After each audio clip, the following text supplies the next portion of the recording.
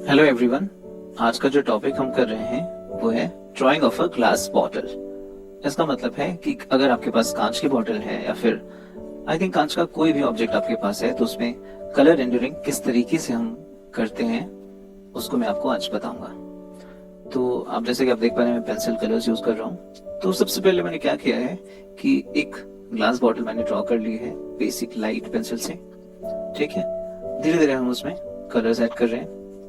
तो glass bottle draw करते समय सबसे पहले मैंने एक HB पेंसिल, ठीक है, 2B पेंसिल या HB पेंसिल, जो भी आपके पास सबसे लाइटेस्ट पेंसिल हो, जैसे 2HB हो का आप यूज कर सकते हैं। तो उससे हल्का हल्का आप एक लाइट ड्राइंग कर लीजिए।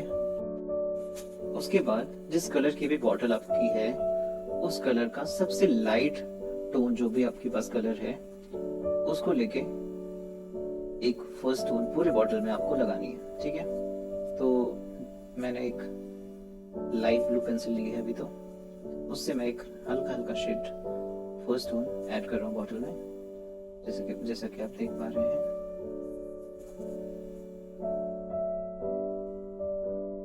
हल्का हल्का ग्लास की कोई भी ऑब्जेक्ट ड्रॉ करते समय बहुत सारे हाइलाइट्स उस ऑब्जेक्ट पे पड़ते हैं जो बहुत ही ज्यादा ब्राइट होते हैं। तो उसकी जगह आप देख रहे होंगे मैंने कुछ ड्राइंग कर रखी, बीच में हाइलाइट्स ड्रॉ कर रखे हैं, तो उसको हम लाइट ही छोड़ देंगे। धीरे धीरे मैं फर्स्ट टोन लगा रहा हूं, जैसे कि आप देख पा रहे हैं। हल्के प्रेशर के साथ फर्स्ट टोन ऐड करते जाइए, लेयर ऐड करते जाइए लाइट प्रेशर के साथ, स्लोली स्लोली। साथ ही ये भी आपको ध्यान में रखना चाहिए कि टाइम लिमिट कितना है आपके पास। टाइम लिमिट के हिसाब से ही हमेशा आपको ड्राइंग या शेडिंग या कलरिंग करनी चाहिए। अगर आपके पास टाइम कम है तो हमें कलर की स्पीड भी बढ़ानी पड़ेगी, कलर रेंडर की आपको स्पीड भी बढ़ानी पड़ेगी। अब यहाँ पे देखती जाइए, बस मैं फर्स्ट टोन लगभग कंप्लीट हो चुका है, फर्स्ट लेयर मैंने लगा चुका हूँ।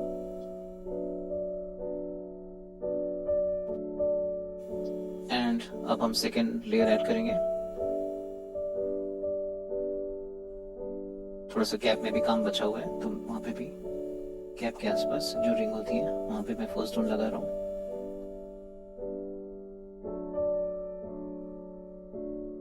अभी मैं सेम उसी कलर से हल्का सा प्रेशर इंक्रीज करके सेकेंड टोन ऐड कर रहा हूँ,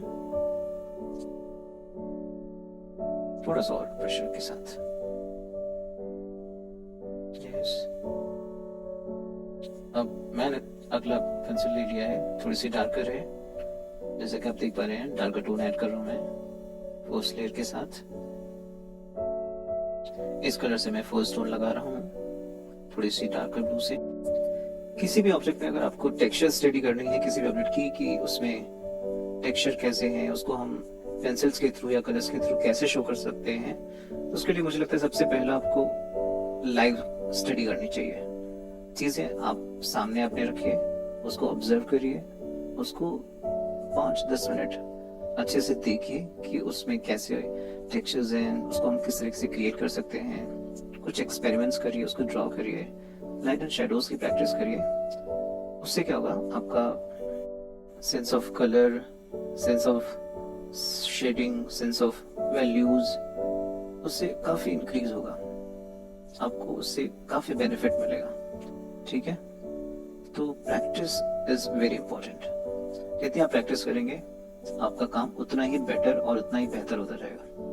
ठीक है, इस बात का ध्यान रखिए। लाइव स्टडी करने से जितना बेनिफिट हो सकता है उससे मुझे नहीं लगता कॉपी अगर आप किसी नेट से करते हैं या फिर कहीं और से करते हैं तो उतना फायदा होगा। ठीक है, इसी तरीके से आप धीरे धीरे शेडिंग करते जाइए। जैसे मैंने डार्कर ब्लू लिया है तो मैंने उसको फर्स्ट लेयर में चलाते जा रहा हूँ।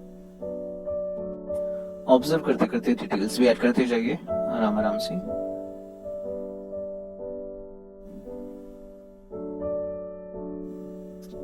स्लोली स्लोली, बहुत ही ज्यादा प्रेशर देने की जरूरत नहीं है। अभी हम सॉफ्ट हैंड से चला रहा हूँ पेंसिल्स।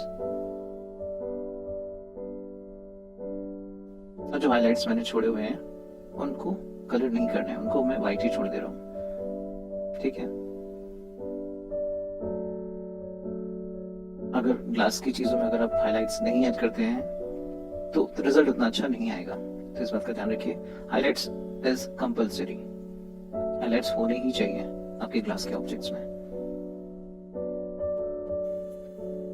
इसके बाद हम इससे भी डार्कर ब्लू लेंगे,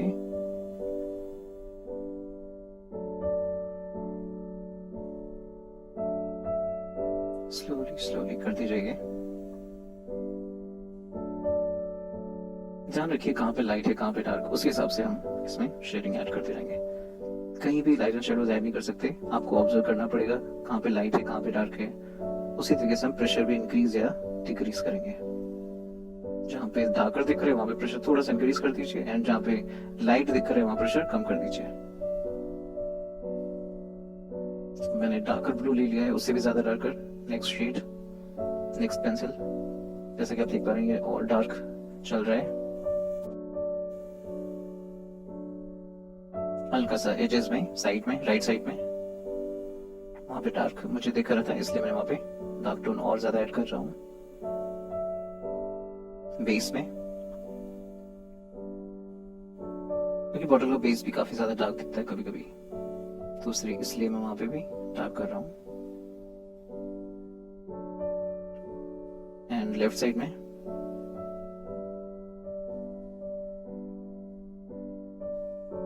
बॉर्डर हल्की सी ग्रीनिश ब्लू है, तो भी ग्रीन तो मैंने ऐड नहीं किया, बट लास्ट में आपको ग्रीन भी ऐड करके दिखाऊंगा।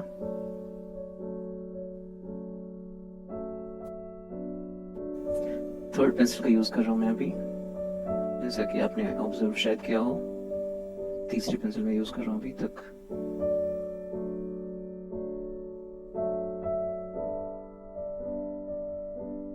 रिंग्स में भी शेड्स ऐड कर रहा हूं, बॉटल रिंग।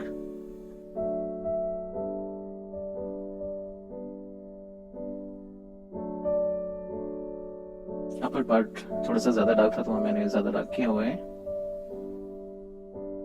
सेंटर में थोड़ा सा लाइट है, इसलिए मैंने वहां पे लाइट छोड़ा है, जैसे कि आप देख पा रहे हैं। लेफ्ट एंड राइट साइड ज्यादा डार्क था, जैसे कि मैंने ऑब्जर्व किया बॉटल में। उसी तरीके से मैं टोन ऐड करते जा रहा हूँ।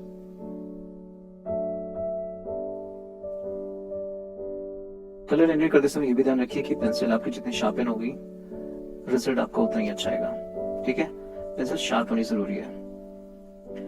पेंसिल अगर ब्लंट होगी तो रिजल्ट उतना अच्छा नहीं आएगा, तो इस बात का भी ध्यान रखिए। पेंसिल जितनी शार्प होगी आपका रिजल्ट उतना ही फाइन आएगा। नेक्स्ट डार्क टोन,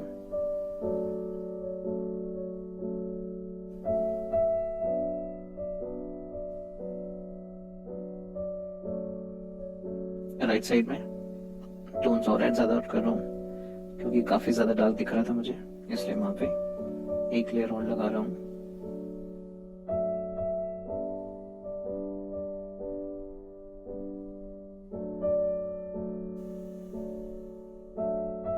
थोड़ा सा लेफ्ट की तरफ, लेफ्ट साइड हम थोड़ा सा भी और डार्क करेंगे। देखिए जो व्हाइट हाइलाइट्स छोड़े थे मैंने, अभी तक मैंने वहां पे कलर अप्लाई नहीं किया है। हल्का सा अपर पार्ट में, टॉप की तरफ।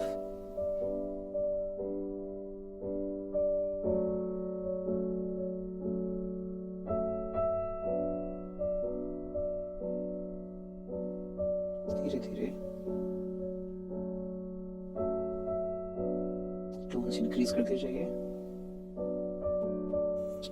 सेंटर में हल्का सा मुझे डार्क टोन दिख रहा था, बीच में हल्का सा रिफ्लेक्शंस आ रही थी, उसको मैं ड्रॉ कर रहा हूँ। एंड लेफ्ट साइड में थोड़ा सा darker tone, darker values add कर रहा हूँ मैं।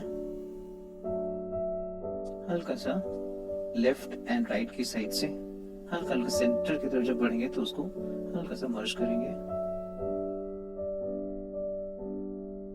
सेंटर में मुझे थोड़ा सा वैल्यूज या डार्कर टोन ज्यादा और दिख रही थी, तो मैं वहां पे उसको और डार्क कर रहा हूँ।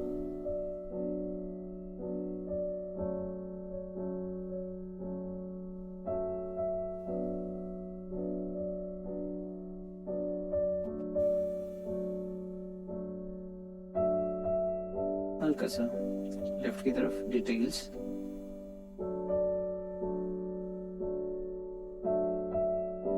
मिक्स कर रहा हूँ मैं सेंटर में आके लेफ्ट की तरफ से। बेस में थोड़ा सा और डार्कर टोन,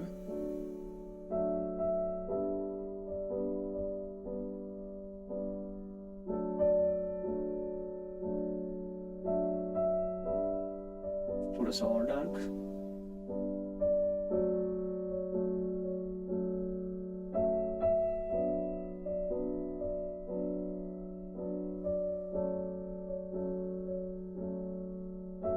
बेस में लेफ्ट एंड राइट में डार्कर वैल्यूज थी, डार्कर टोन ज्यादा थी। सेंटर में हल्का सा लाइट आपको दिख रहा होगा, यहाँ पे मैंने हल्का सा ब्लैक भी ऐड किया है।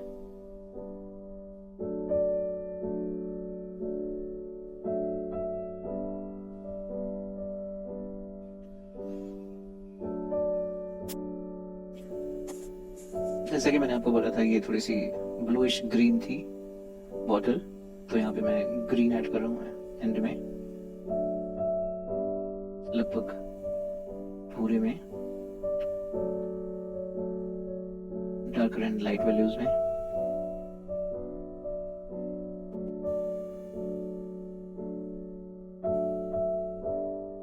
धीरे धीरे पूरे में फिल करना है ग्रीन से।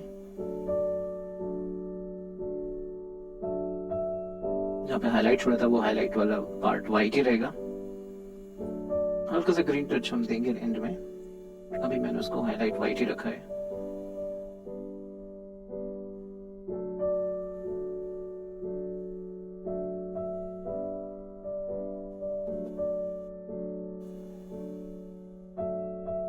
लगभग पूरा मैंने फिल कर दिया ग्रीन से भी सबसे एंड में। अब बेस में थोड़ा सा और, क्योंकि बेस काफी डार्क है, एंड अपर साइड में क्योंकि वहां पे भी ग्रीन टोन नहीं लगाया है इसलिए एंड में हम वहां पे भी ग्रीन ऐड कर रहे हैं।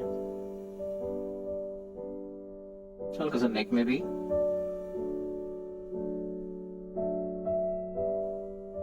काफी हद तक ये ब्लूइश ग्रीन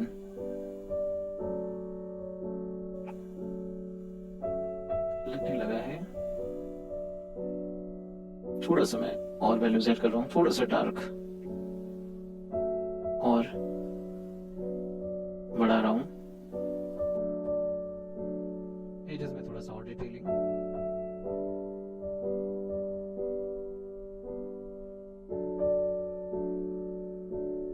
नेक में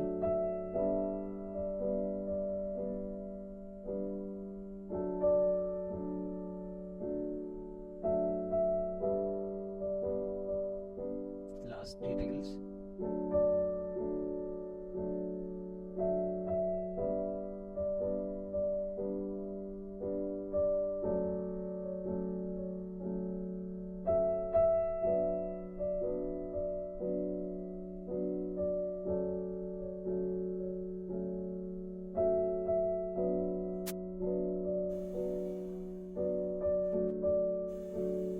अब हल्का सा बेस में डार्कर टोन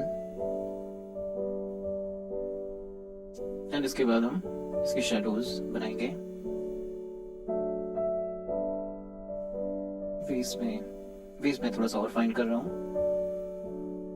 हल्का सा ब्लैक भी मैंने ऐड किया है बेस में। आप चाहें तो अवॉइड कर सकते हैं, डार्कर ब्लू ही यूज कर सकते हैं, डार्कर ग्रीन बेस के लिए।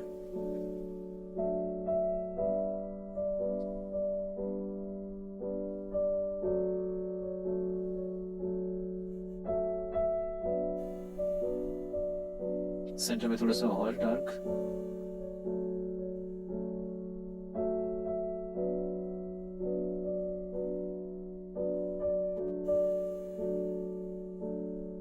अब आते हैं इसके शैडोज पे, कास्ट शैडोज। कास्ट शैडोज के लिए मैंने सबसे पहले लाइट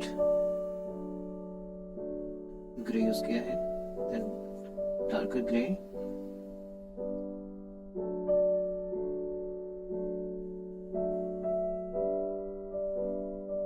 हल्का सा ब्लू भी ऐड करूंगा एंड हल्का सा ग्रीन भी, क्योंकि अब ग्लास है तो फिर रिफ्लेक्शन उसका उसी कलर का आना चाहिए जिस कलर की बॉटल है, ठीक है। तो green and blue plus grey के साथ मैं शेडोज बना रहा हूँ।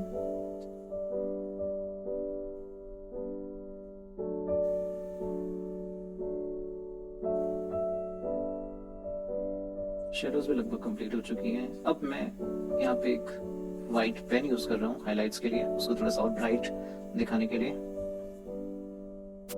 फाइनली कंप्लीट हो चुका है। Thank you so much.